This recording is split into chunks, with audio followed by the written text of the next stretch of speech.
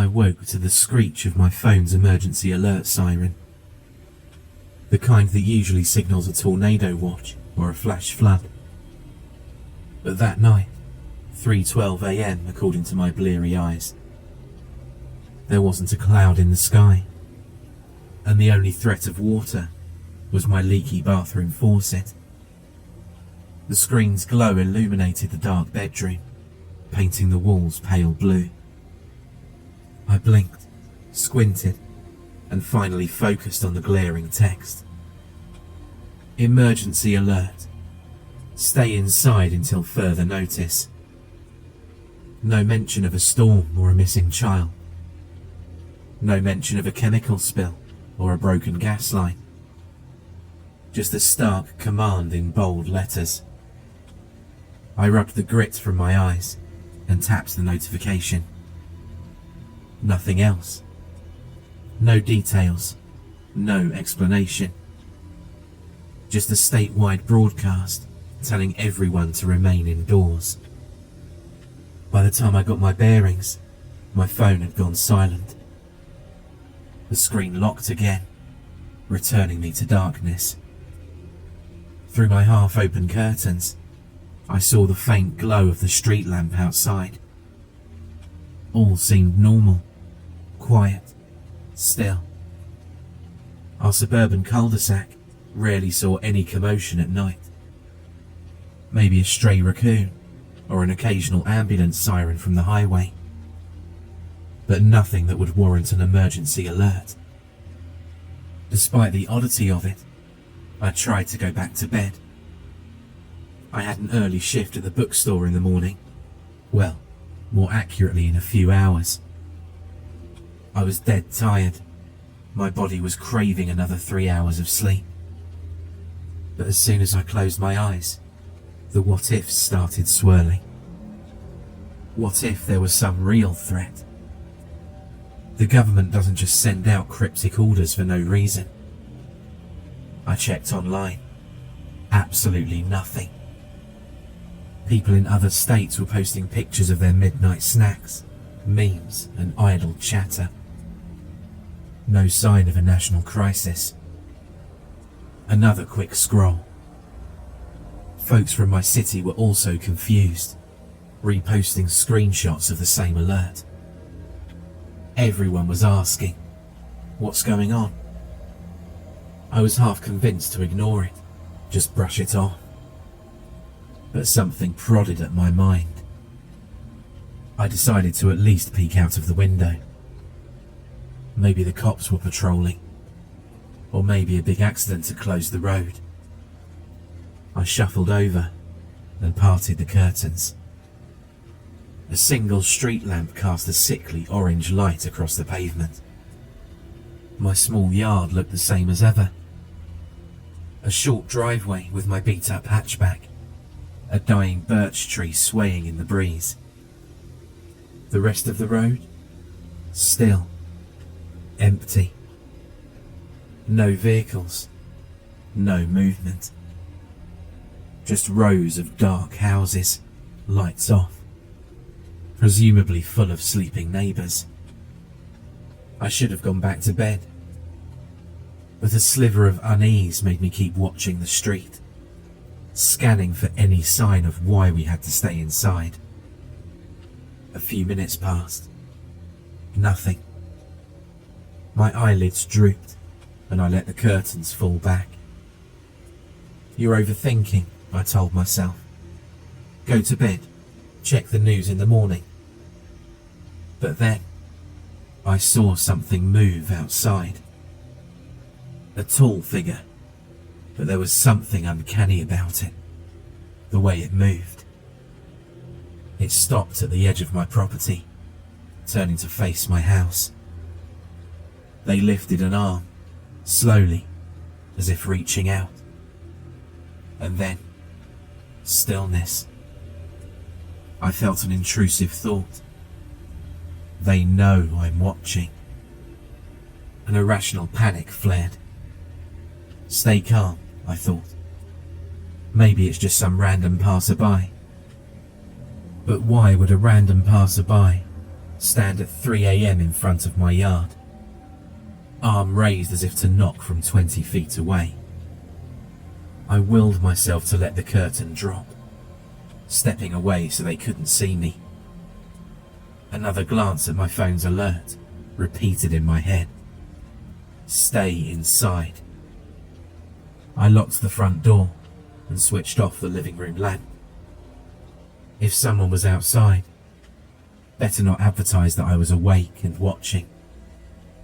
Minutes ticked by. I pressed my ear against the window, but I heard nothing. Maybe they'd left. But that was only the beginning. I must have dozed off around 4 a.m. on the couch. I woke to the soft glow of dawn creeping through the curtains. My phone was buzzing with messages from friends and co-workers. Everyone was freaking out about that emergency alert. Some of them received a second alert around 5 a.m, repeating the same message. Others didn't. My phone must have died in the night, because it hadn't beeped again. I plugged it in, noticing I'd overslept. My shift started at 8, and it was already 7:15. That last chunk of broken sleep had left me feeling groggy. I peered out of the window. Full daylight revealed the empty sidewalk. No sign of the ominous figure. The sky was bright. Birds were chirping. Maybe I dreamed it. A second wave of text messages poured in once my phone booted up. Some were jokes. Zombie apocalypse, laugh out loud. Others were worried. Should we actually stay home? This is weird.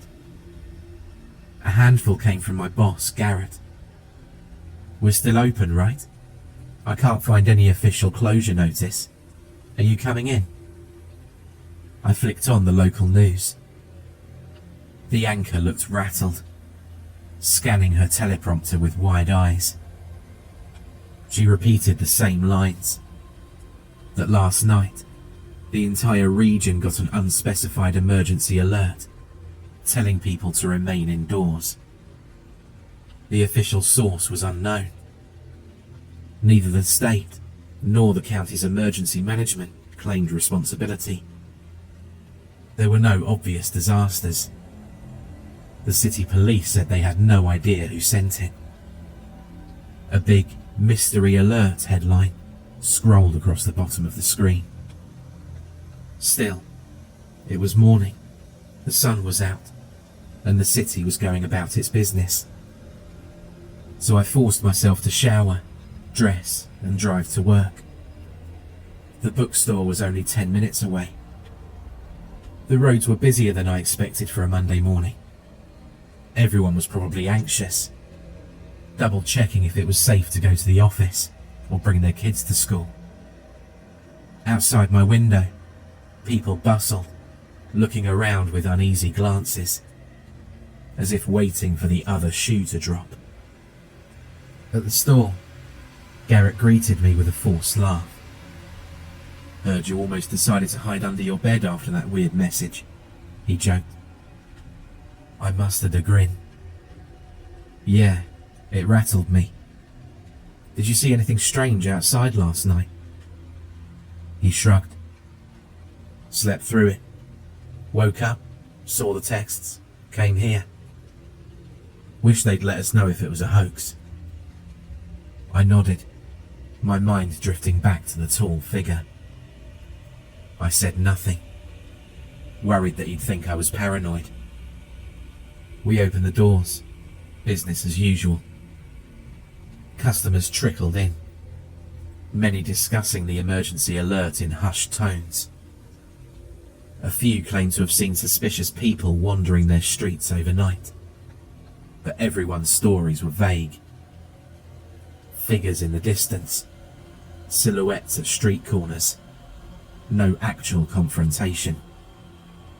By noon, it felt like half of the city believed it was a hack or a bizarre practical joke, while the other half fretted that something bigger was looming.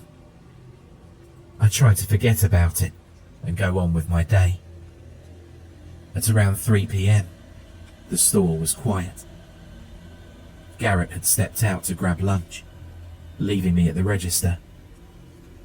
I scrolled through my phone's news apps. A bizarre new rumour circulated.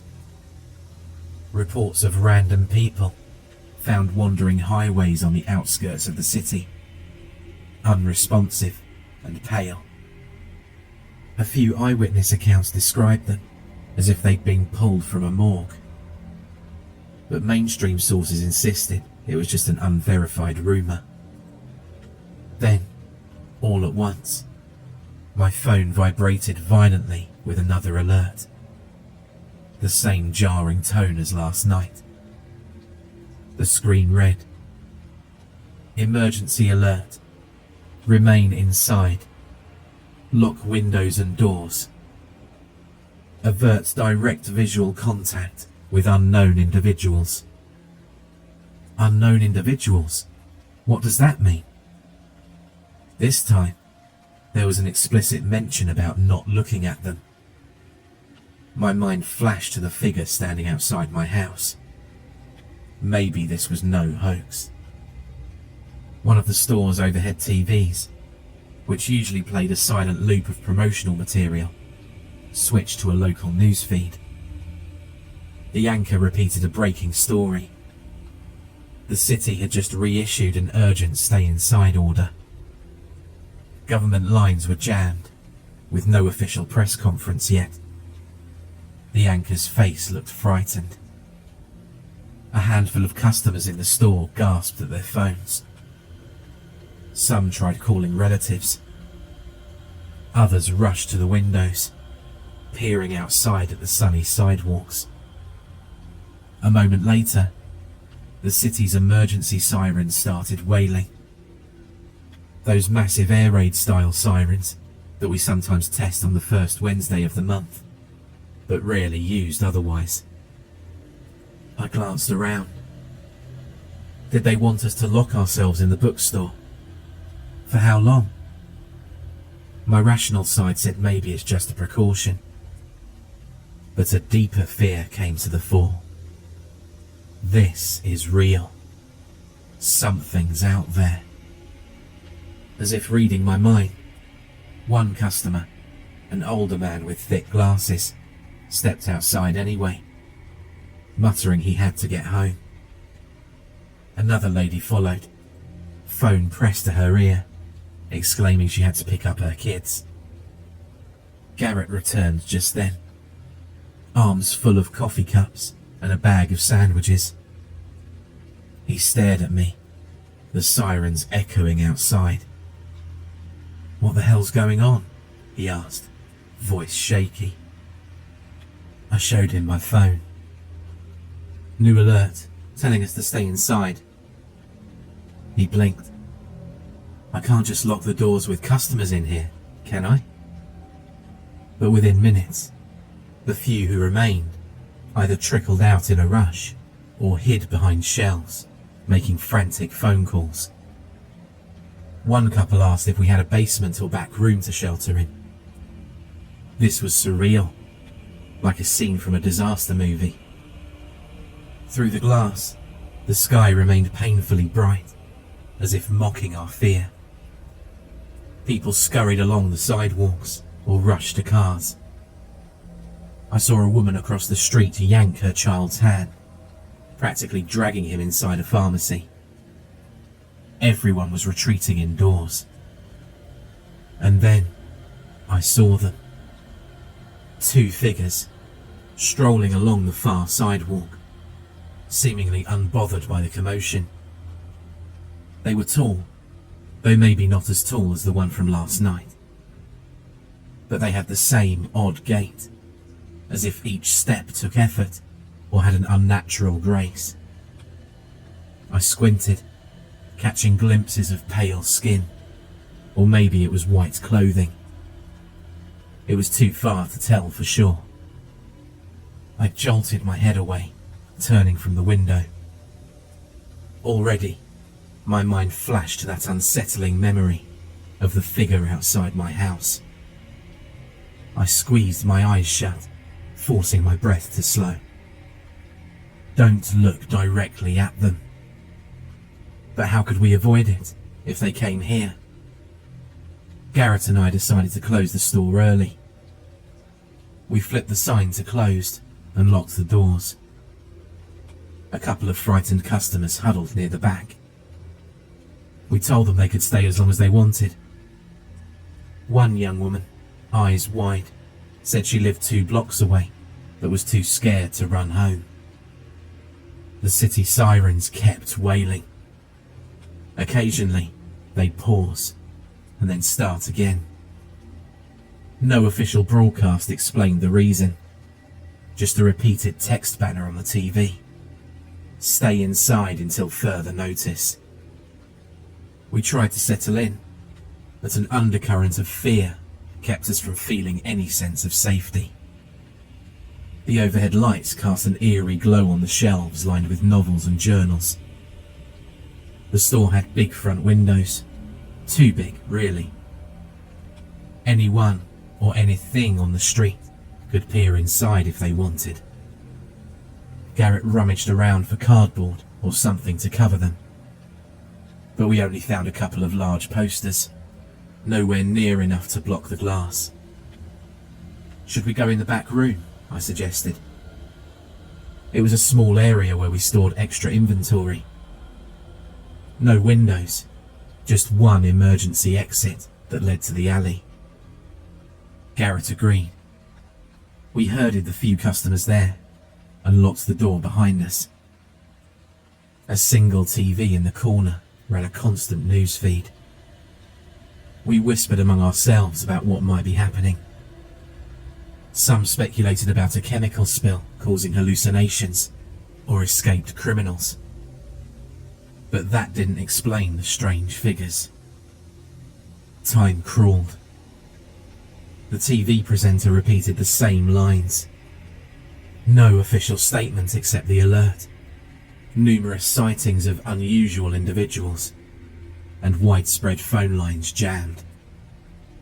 A few on-the-ground reporters said that folks had gone missing after stepping outside alone, but it was all unconfirmed. I texted my family, "Are you safe? Stay inside." My mum replied from 3 states over, "We're seeing the headlines. Are you okay? Please don't go out." I promised I'd keep her updated. Hours passed. We tried to keep busy, rummaging through the stock. The air in that small back room grew stuffy. Around 6 p.m, the sirens outside abruptly stopped. We collectively held our breath, listening for any sign of relief. But the emergency alert ticker on the TV remained the same. Stay inside. That's when Garrett's phone rang, his wife calling from home. She was crying, said that neighbours were screaming about something in the yard. Their dog barked furiously at the window, then whimpered and ran under the bed. She heard footsteps on the porch. She locked herself in the bathroom, but after a few minutes, the footsteps faded. Garrett pressed his hand to his mouth, tears welling in his eyes. He told her to stay put, keep every door locked. The conversation crackled, the line dropping in and out. She whispered something about seeing a silhouette with elongated arms in the driveway. Then the call cut off.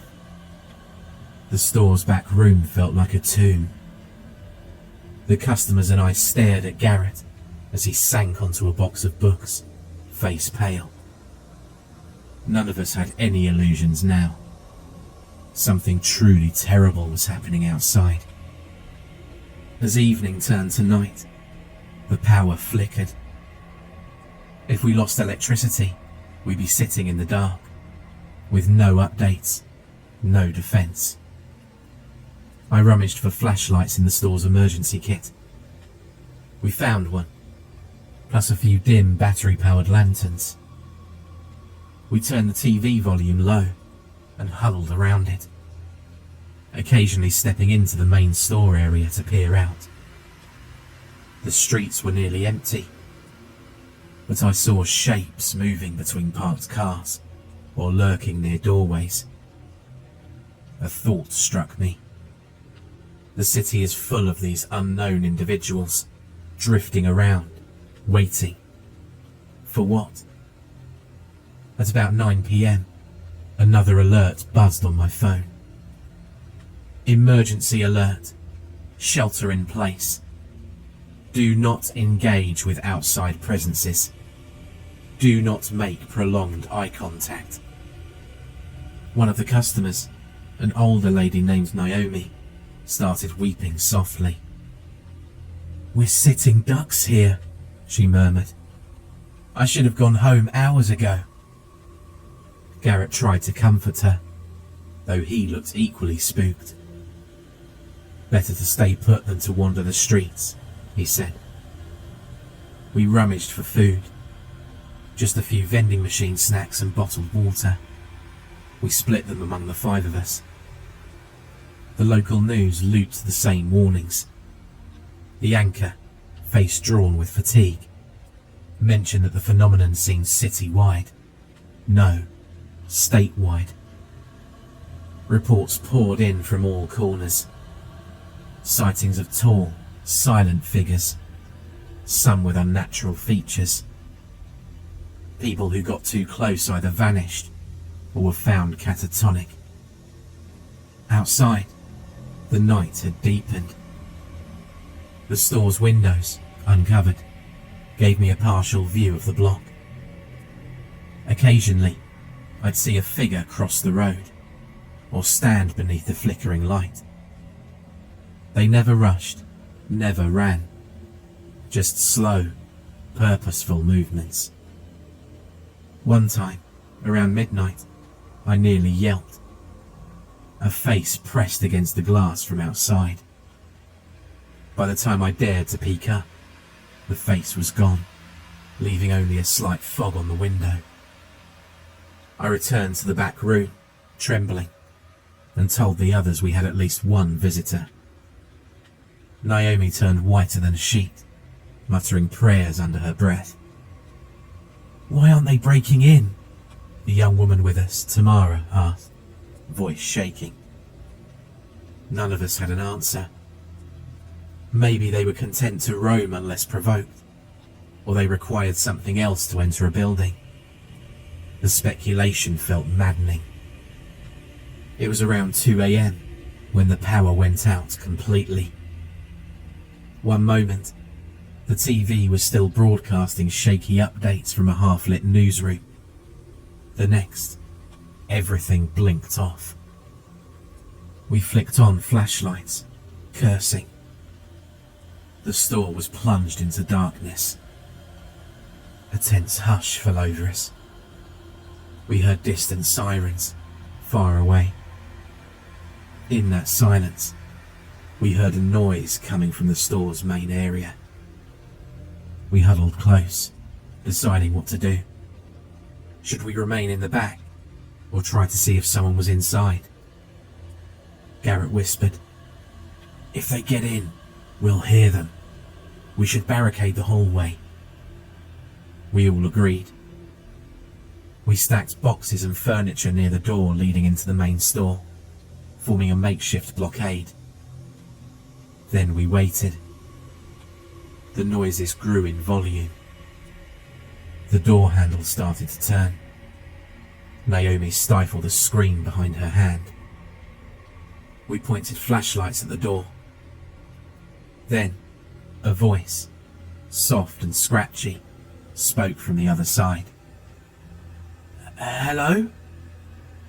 For a moment, we froze.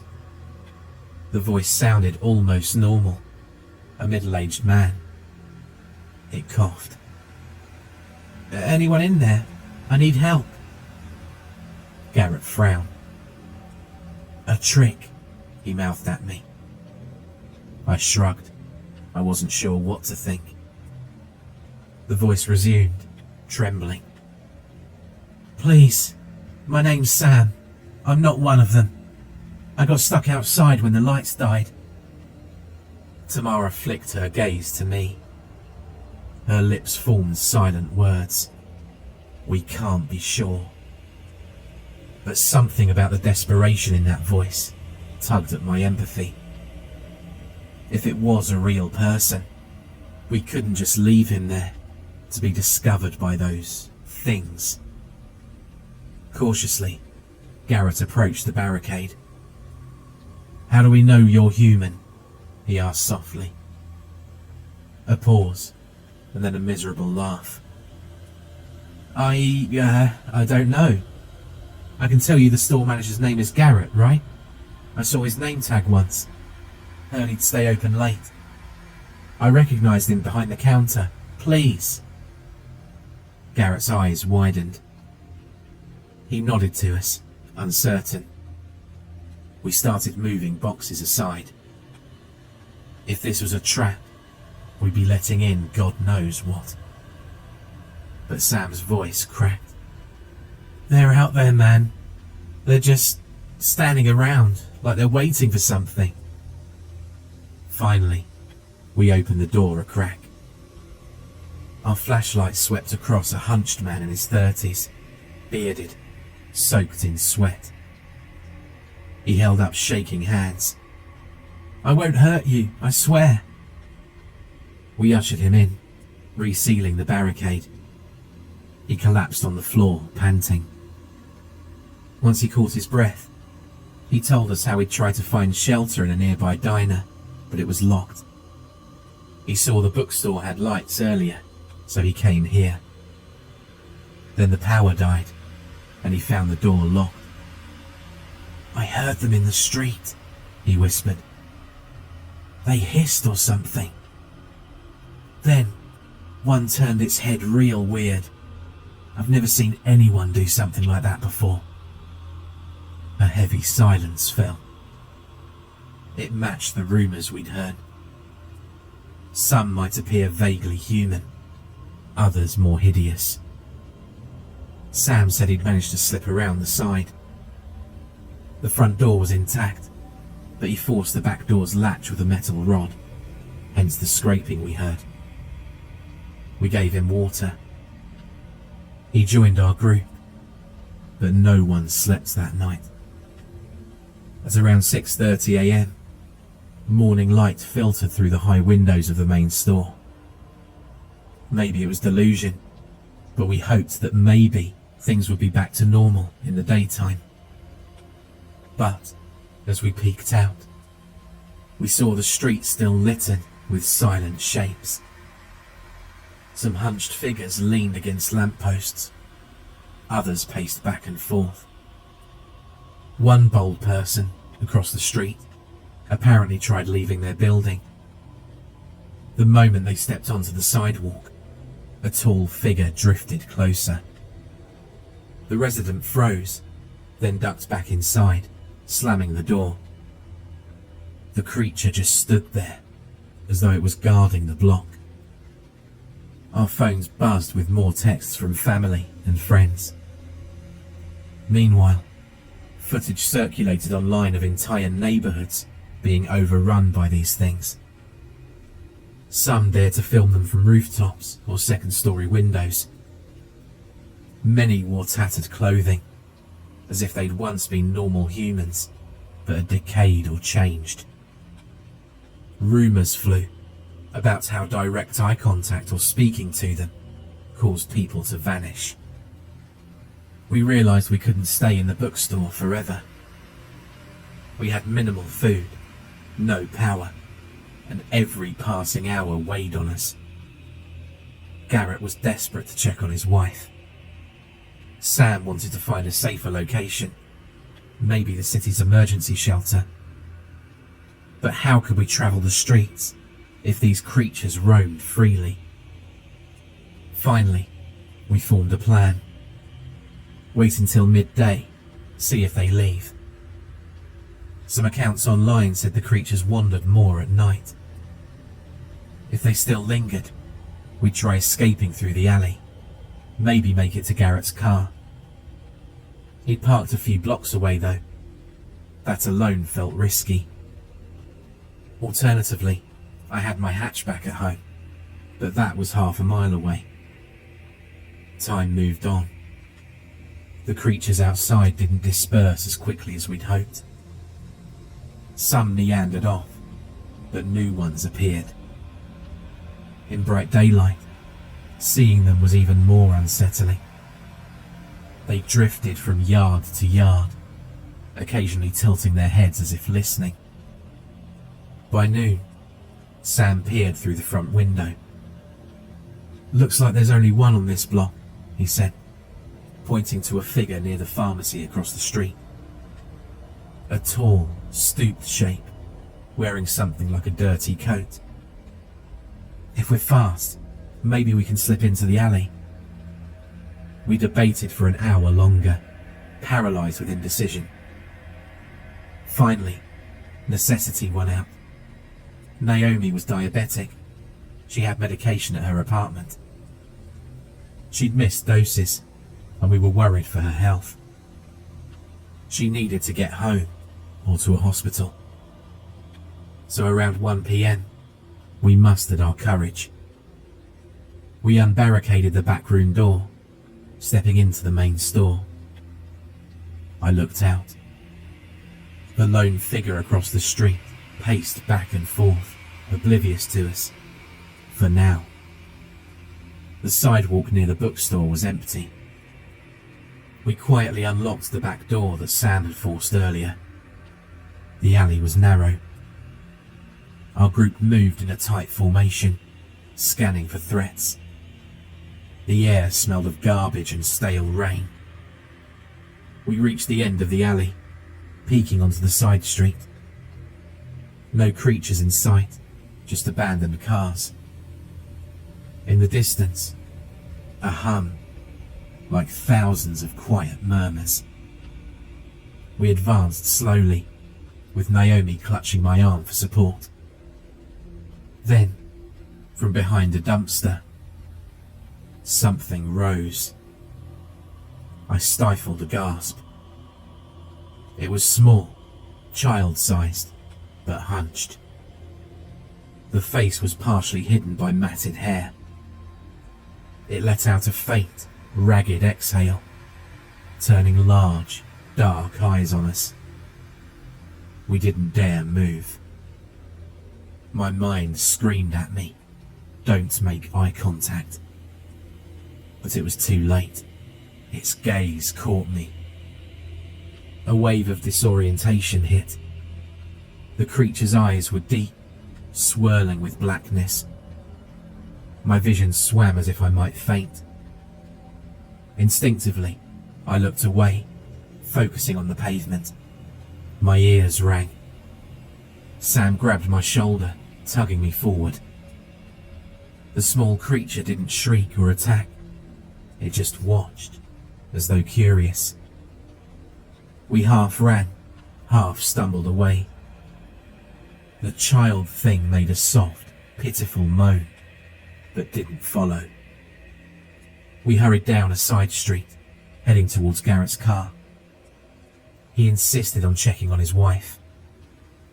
If we could get to his car, we'd try driving to her, or failing that, to the nearest hospital.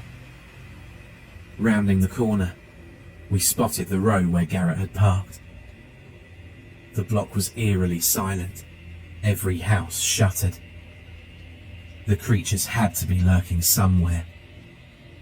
We tiptoed along, scanning every driveway. Finally, Garrett's sedan came into view. But as we approached, we realized with dread that a tall figure leaned against the passenger door, as if dozing. Its arms were unnaturally long, draping past its knees. The skin was patchy grey. We shrank behind a parked SUV, panting. We can't just rush it. Sam motioned to circle around. But if we startled the thing, We took a huge risk. We stood for what felt like forever, trying to figure out what to do. Then, from some distant part of the neighbourhood, a car alarm went off. The tall figure jerked upright, head swivelling, then loped away, presumably drawn to the noise. In mere moments, it vanished behind a row of houses. Our group exhaled collectively. "We have to move now," Garrett whispered, sprinting for the car. We piled in as quietly as possible. He fumbled with the keys and started the engine. The car roared to life, and for a terrifying moment, I expected the creature to reappear. But it didn't. Garrett floored the accelerator. We sped down the empty street, weaving around stalled vehicles. The radio was pure static, except for the occasional emergency broadcast repeating the same: "Stay indoors. Do not engage." As we drove, the city looked eerie. Deserted sidewalks, a few shattered windows, cars abandoned mid-intersection. We saw a handful of these unknown things prowling.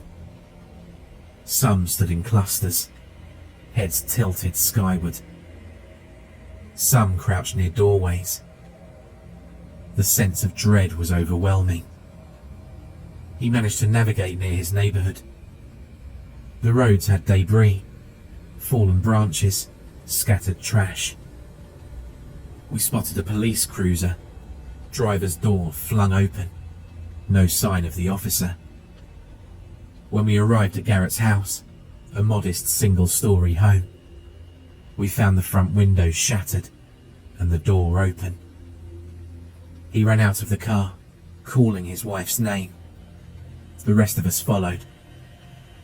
Inside, the living room was ransacked. "Marissa!" Garrett yelled, voice cracking. No reply. We searched the rooms. In the hallway, we found a trail of smeared footprints, slightly too long to be human. They were here. At the end of the hall, the bathroom door was locked from the inside. Garrett banged on it. No answer. We exchanged worried looks. Finally, he forced the door open. Inside was empty. The small window above the sink shattered outward. Broken glass glittered on the bathroom tile, along with a single wet footprint near the window. Garrett slumped to the floor. "She's gone," he choked. We guided him outside, trying to keep him from breaking down completely. The hopelessness weighed on all of us. Did these creatures take her? Did she escape? We had no answers. With nowhere else to go, we piled back into the car. We had two missions: get Naomi's medication and then find safety. Maybe a hospital or an official shelter. The roads near the hospital might be heavily guarded, or so we hoped. Naomi guided us to her apartment building. She had a key to the front door, and it seemed quiet enough. We hurried through the lobby. No staff, no lights. The elevator was out. We climbed 2 flights of stairs, terrified about what we might find. On her landing, we discovered a neighbour's door torn off its hinges. Inside, the furniture was overturned, no sign of the occupant. We pressed on. Naomi's unit was intact. She unlocked it, rushing to the bedroom for her insulin. Meanwhile, Sam and I guarded the door, flashlights scanning the dark corridor. My eyes kept darting to the neighbour's ravaged apartment. Naomi returned, clutching a small bag. She looked on the verge of tears. I'm ready. Let's go. We were almost back down the stairs when we heard a faint moan from a ground floor hallway.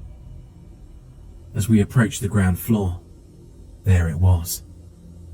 A figure hunched over another body. My light revealed a horrifying sight.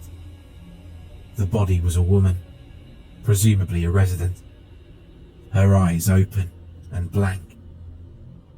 The hunched figure knelt by her as if it was feeding. It felt wrong. The figure paused, head turning towards us. We froze. It made a choked hiss. Then, unbelievably, it straightened, leaving the body slumped on the floor. We backed away in fear. It advanced slowly, spidery limbs clicking on the tile. We turned and bolted for the side exit, with the creature's hiss chasing us. We burst out into the alley, panting. Sam shoved the exit door closed behind us, searching for something to wedge it. Naomi and Tamara hurried ahead towards the parked car. The creature bashed against the door from the inside. I saw a sickly pale hand clawing at the window glass. "Go!" Sam yelled. We sprinted to the car. Garrett floored it again. We left that building behind. We aimed for the hospital next, but the closer we got, the thicker the traffic jam. Cars abandoned, some crashed.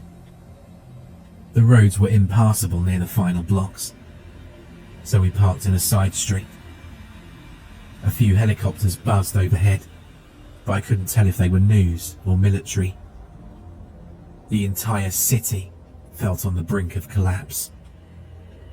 We tried to approach on foot, but the sidewalk was a chaotic scene. Shouts, a few civilians running, and creatures gliding between vehicles. One massive shape perched on top of a bus, scanning the street like a vulture.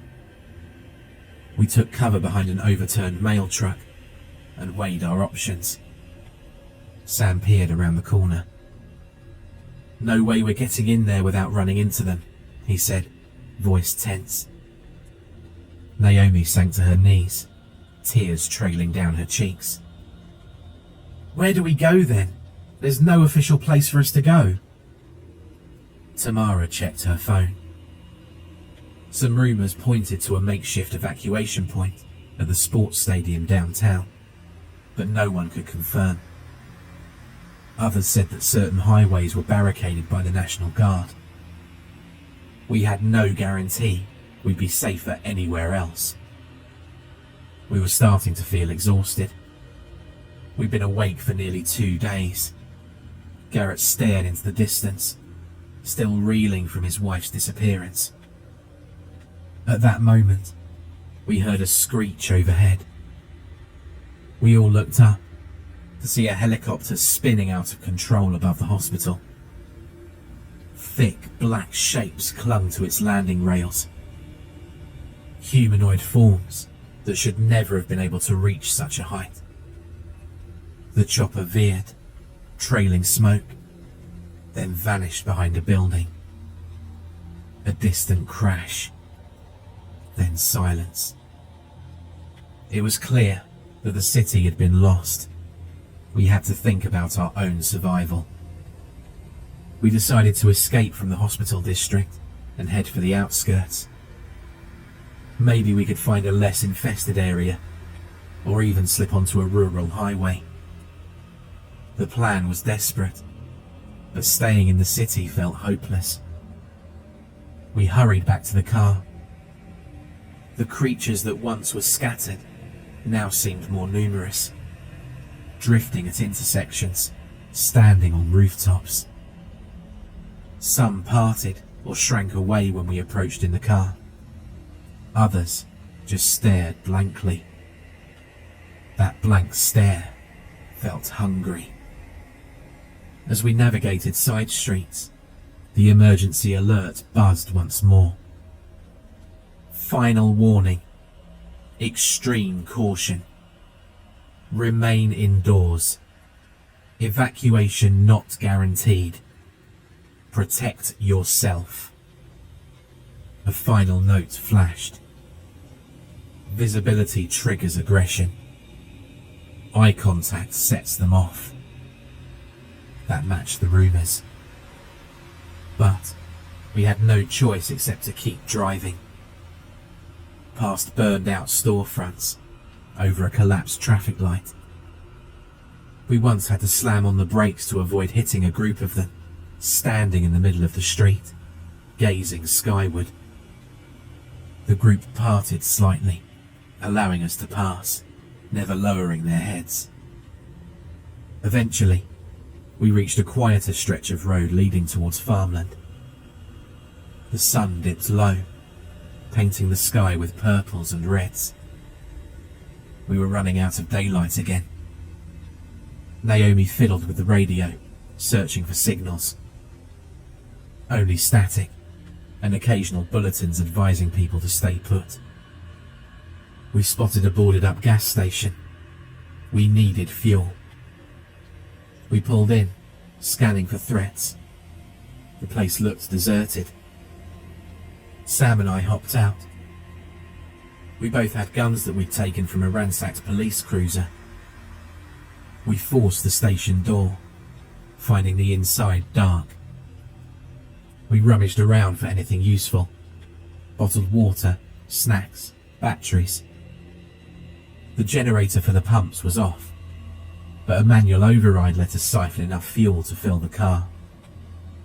All the while, I kept glancing at the horizon. The sun was nearly gone. The second night was nearly approaching. Based on what we'd seen, they'd be more active at night. We had to hurry. Just as we were finishing, we heard a rustling behind the station. Tamara peeked around the corner and shrieked. "There's one here," she hissed. Oh God, it's messing with a stray cat or something." I felt sick. We decided not to investigate. Garrett motioned for us to get in the car. But the creature heard the commotion and lurched around the corner. We scrambled into the car and slammed the doors shut. The creature hissed, spindly arms reaching for the trunk. The tyres screeched and we sped onto the open road. I didn't stop looking at it in the rearview mirror until it disappeared out of view. Night fell again, and we drove in near silence. I think everyone was either too exhausted or too terrified to talk. The farmland around us was mostly empty. Once in a while, we saw a farmhouse with lights off, sometimes a faint silhouette crossing a field. So these things had spread beyond the city. Finally, around 10 p.m, we saw a sign for a roadside motel. The parking lot had a few cars. We parked in the shadows, unsure if it was wise to stop. But we were exhausted, starving, and we weren't sure how far we could keep driving. Sam and I approached carefully. The office was locked. We spotted a faint glow in one window. Maybe someone was inside. We knocked softly. A scared-looking clerk peered out, then let us in once we showed we were human. Inside, we found a handful of travellers, huddled in the lobby with flashlights, forming an impromptu refuge. They blocked the motel entrances and set up a watch schedule. We introduced ourselves, explained we'd just fled the city. To our relief, they gave us 2 rooms. For the first time in days, we had something resembling safety. The windows were boarded, the doors were reinforced. A small group kept watch around the clock. We shared our supplies and ate a scant meal of canned soup. Naomi finally took her medication properly. Garrett lay on a cot, staring at the ceiling. Sam quietly fell asleep in a corner. Tamara wept softly, the stress of everything overwhelming her. I tried to rest in one of the musty motel beds, hugging a pillow. I couldn't stop thinking. How long until the government regains control? Will rescue teams arrive? Or is this the new normal? Creatures roaming the streets, forcing us to cower indoors indefinitely. At dawn, the clerk, named Louis, gave an update. We've been in touch with a local ham radio operator. He said a convoy of National Guard is clearing sections of Highway 32, about 15 miles north. They're evacuating survivors. Some small towns have set up barricades. Our group latched on to that glimmer of hope. We decided to attempt to reach Highway 32, though the roads might still be dangerous. We said our thanks and goodbyes to the motel folks, who planned to stay put and wait for a more secure rescue. Gathering our meagre supplies, we piled back into the car. We avoided major roads, weaving through backcountry lanes. Now and again, we spotted them drifting among fields. We'd slow down and do our best not to draw attention. Finally, around mid-morning, we reached the edge of a barricade, a row of military vehicles and armed guards. I hoped that finally we'd be safe. They signalled for us to stop. We obeyed, rolling down the window. A masked soldier approached, rifle at the ready, scanning us carefully. "You folks all right? Any bites or contact?" We shook our heads, explaining what we just experienced. The soldier nodded grimly. "We're evacuating civilians to a secure zone. There's a field station a few miles ahead. Park your car. You'll be processed and given shelter." With a sigh of relief from all of us, they waved us through. Beyond the barricade, we found an organised camp set up in a large clearing. Dozens of tents, vehicles, medical stations. Lots of families were huddled together, some wounded, many traumatised. We parked as instructed, stepping out onto dusty ground. A coordinator took our names, asked about injuries, but took our words for it for the most part. Over the camp's loudspeaker, an official voice repeated instructions. "Remain within camp boundaries. Do not venture outside alone. The unknown threat still occupies large portions of the region." In the days that followed, we stayed at the camp, hearing bits of news. The emergency alert was still in effect for many counties. The unknown presences, as they called them, had claimed entire city blocks. The military was working to regain control, but the situation was dire. Some evacuees told stories of entire neighbourhoods succumbing to these creatures, people vanishing, screams in the night. Was this an alien invasion? A supernatural plague? The authorities had no official explanation. Rumours flew. Some said the creatures were reanimated corpses. Others insisted they were extra-dimensional entities drawn to fear. But no one had concrete answers. Garrett held on to a slim hope that maybe, just maybe, his wife had escaped and would find her way here. Naomi was stabilised with proper medication. Sam vowed to volunteer for supply runs to help others. But there's no hope for me. As I lay here, shaking and cold, I'm staring at the wound on my ankle. My skin's turning grey around it. I wanted to tell the group, tell the guards, but I discovered something today. I'm a coward. I don't want to die. Maybe a cure will be discovered soon. I just need to keep it hidden until that happens. So if you ever see these things, stay away from them. Or you might end up like me. I'm going to try and get some rest now. I'm so very cold. For more terrifying creepypasta horror stories, check out the playlist or the video on screen.